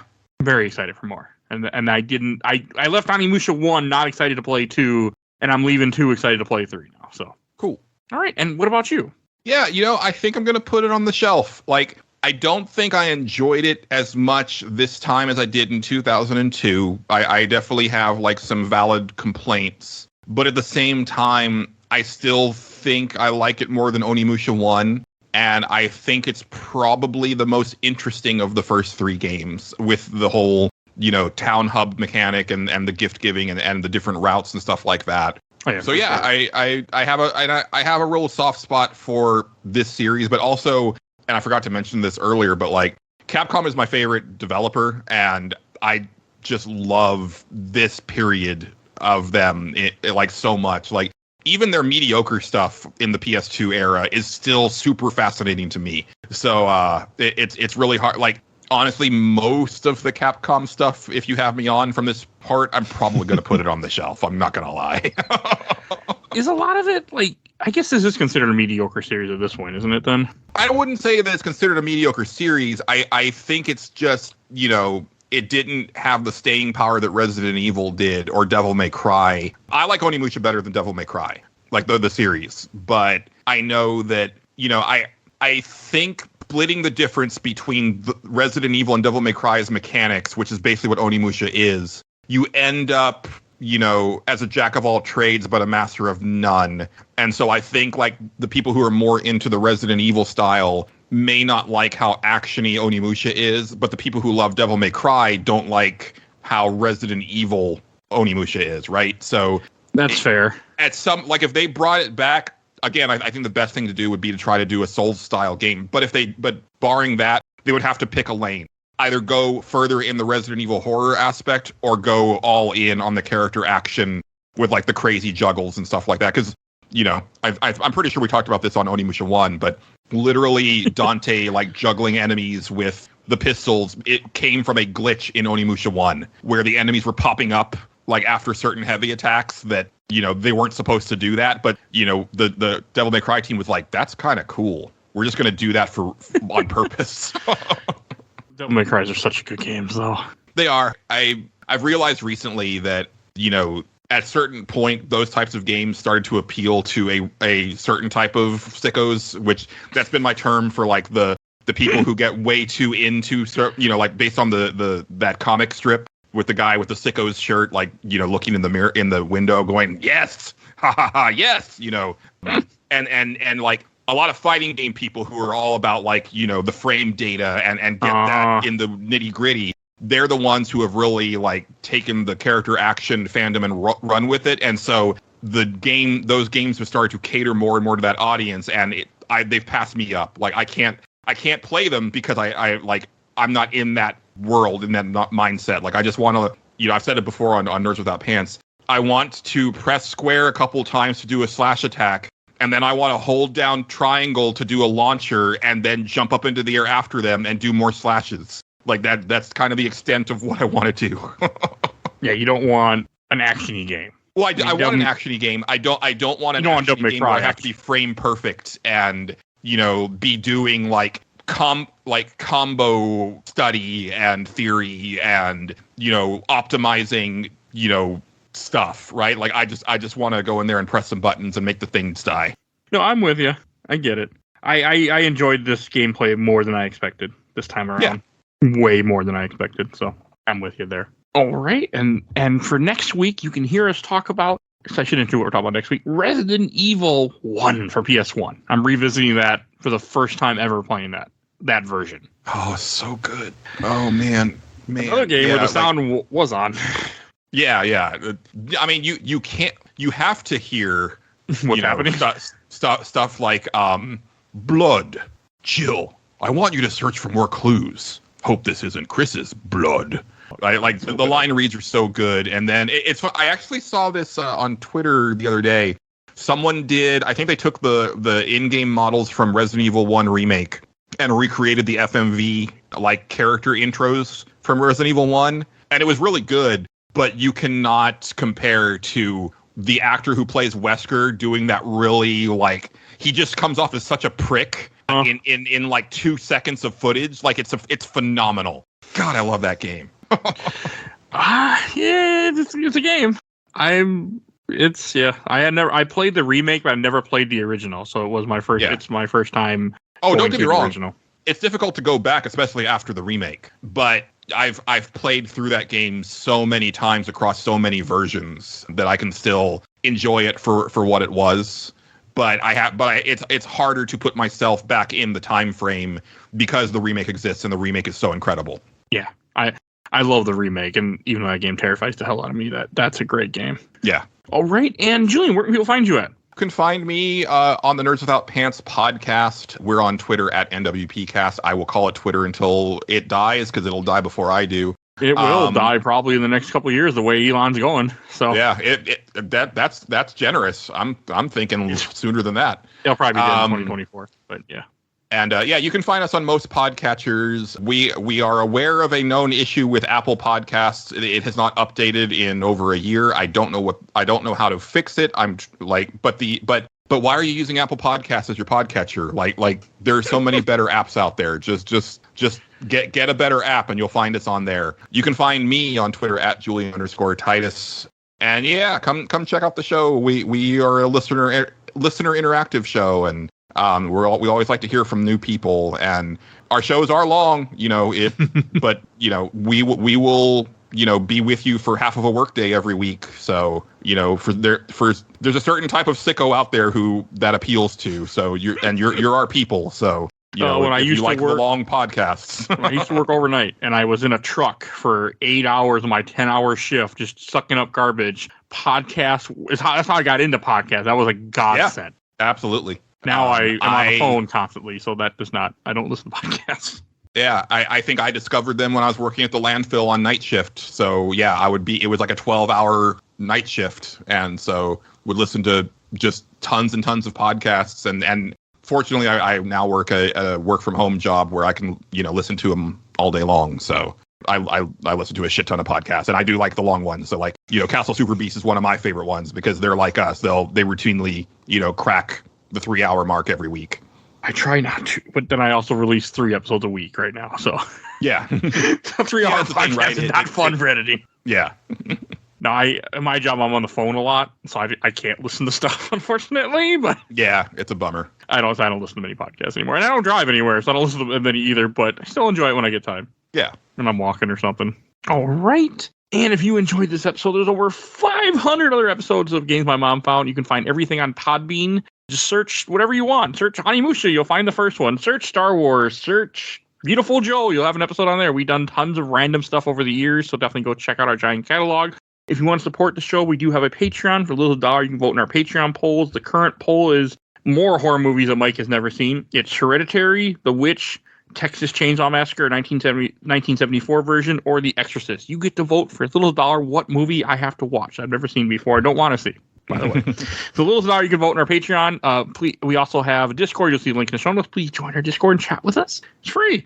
And you'll see the invite is all good now if you tried before in the past. And please follow us on Facebook, Instagram, Twitter, and on YouTube. Audio only, but I am on YouTube. And please review us wherever you listen to us. It helps out the algorithm, helps out the show, it makes me happy. So all those things. I think that's everything I need to say. Oh, yeah.